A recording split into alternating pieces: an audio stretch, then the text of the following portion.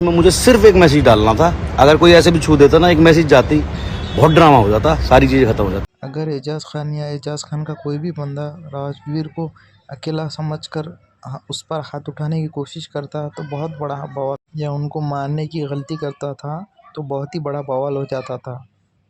वैसे तो सबको लग रहा था कि राजवीर वहाँ पर अकेले गए हैं, लेकिन ऐसा नहीं है।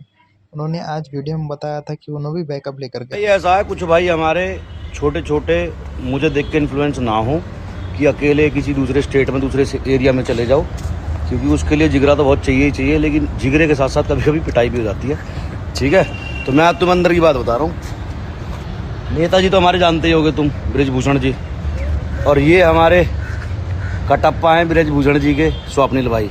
तो भाई यहाँ से जो बैकअप गया था वो इतना बैकअप गया था, आज तुम्हें सच बात बता रहा हूँ, स्वप्निल भाई ने सारा जुगाड़ कर दिया था। एक ग्रुप बनाया गया था जिसके अंदर आईजी, डीआईजी, कमिश्नर, दो बड़े पॉलिटिशियन और हमारी करनी सेना और हमारी वहाँ का कौन सा संगठन चलता है, मराठों का एक ग्रुप बनाया गया था कि कुछ भी बात होती तो उसमें मुझे सिर्फ एक मैसेज डालना था, अगर कोई ऐसे भी छू देता ना, एक मैसेज जाती, बहुत ड्रामा हो जाता, सारी चीज़ें खत्म हो जाती। तो थैंक्स टू स्वप्निल भाई और शुभम भाई का तो हमेशा सपोर्ट आपने देखा ही होगा, जब जब कुछ भी हुआ तो शुभम भाई साथ में खड़ा मिला हमारे। ठीक है, तो भाई अंदर की बात ये है, जब तक बैकअप नहीं है ना तब तक कुछ भी नहीं है।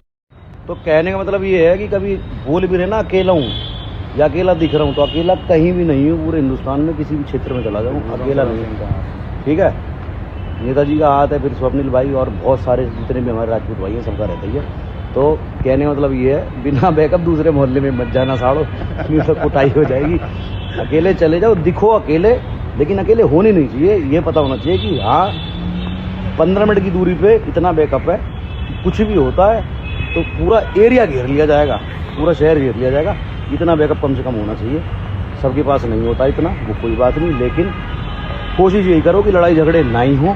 कभी मान सम्मान पे, स्वाभिमान पे बात आती है तो फिर भाई एक्शन लेना भी पड़ता है, और उसमें भी कोशिश ये होनी चाहिए कि भाई बड़े भाइयों के प्यार से और आदर से चीज़ें प्यार से अगर ख़त्म हो जाती तो वेल एंड गुड है, नहीं तो फिर भाई।